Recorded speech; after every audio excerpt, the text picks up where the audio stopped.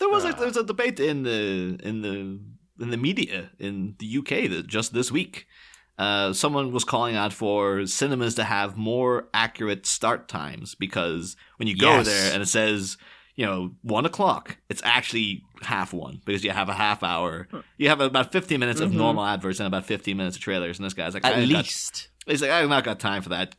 Tell me when the film is going to start. And now there's a whole debate about like, well, obviously the advertising is, helping the cinemas recoup some of their money and stuff like that. Maybe, helping out the age of piracy. So they're hoping to get people to watch the advertisements, because that's where and if the people were given, saying that the film starts at exactly this time, you can avoid the adverts. The advertisers might pull their funding, because it's like, well, nobody's going to see them, so what's the point?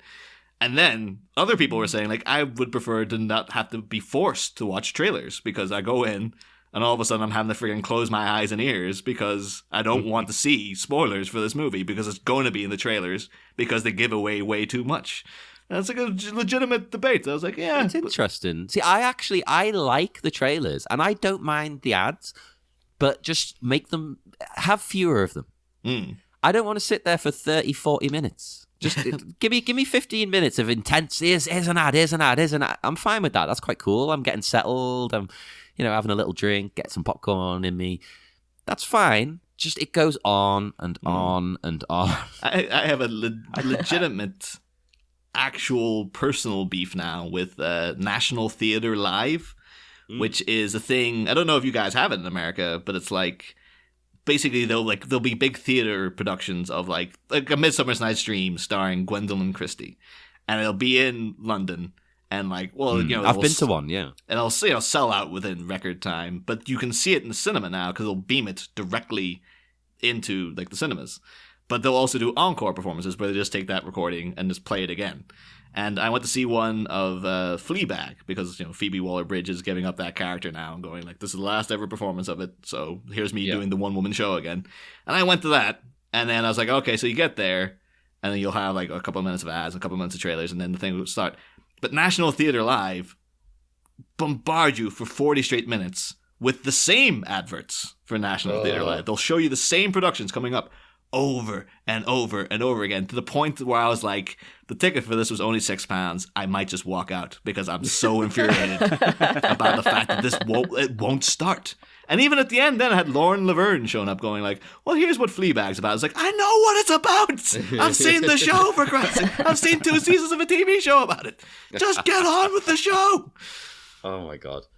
Well, yeah, it would definitely be nice if they had like like an organizer, or that's not really the right word, but somebody who looks at the show as a whole. Like, so all the advertisements that you're seeing, all the trailers and stuff, that it actually makes sense. Because I hate sitting down to watch a movie, and they have like a little like behind the scenes interviews of the thing you're gonna watch. I'm like, what? I don't. Oh, that's the worst. You can talk about spoilers in a trailer, but then when all of a sudden, like, yeah, we sat down with all the actors for the movie you're about to watch, and we talked about all the stuff, and it's like, I mean, they don't give a ton of spoilers normally, but still, it's just like, no, do that some other time. At the very least, if they want to show that kind of thing, put that at the end. Yeah. Although I did, one time I was still very proud of it, when X-Men Days of Futures Past came out. And I really wanted to see it, but the weekend it came out, I had like really bad food poisoning. And by the Saturday, I was like, I think I could make it. But I was like, I don't know, I have to get the times. And I was just like, I don't know if I could sit through all the trailers and stuff as well. Like, I don't know how long I'm going to be able to just hold everything in, basically. And I managed to work it out. I was like, if I get the train at this time, it'll arrive here at this point, and it'll take me 10 minutes to walk from there to the cinema.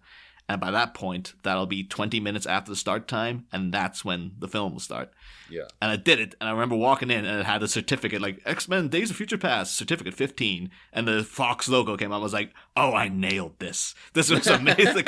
That was so perfect. And I had to sit for 2 hours, like, trying not to throw up, because I was just like, and I was like, I don't want to miss any of it. And then I found out there was a freaking post-credit sequence. I was like, oh, come on, for Christ's sake. So you're advocating for vomit bags in the cinemas, like you get on planes? Oh, of course. Oh no! It was just... I don't want to sit next to that.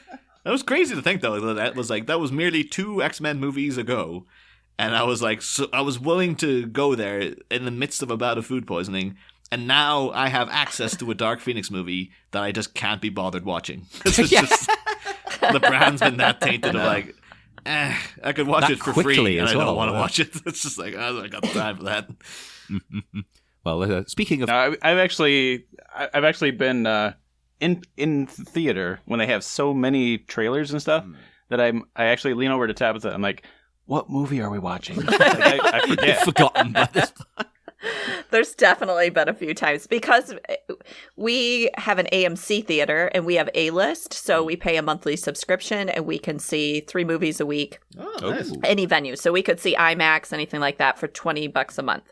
So it's a really good deal. And AMC. Yeah. AMC sponsoring your show, right? So yeah, so sometimes we see stuff that was just like, yeah, this looks like a fine movie to go see. So we'll just go see it. It's not like, the anticipated MCU movie or something. Yeah. And we'll just be like, by the time it gets done with the half-hour credits or the previews, we're like, what was this? I honestly cannot remember what we're seeing today. I can't remember what minute we're talking about here. Hang on. This is probably all going to be bonus content. I'm only on my second note.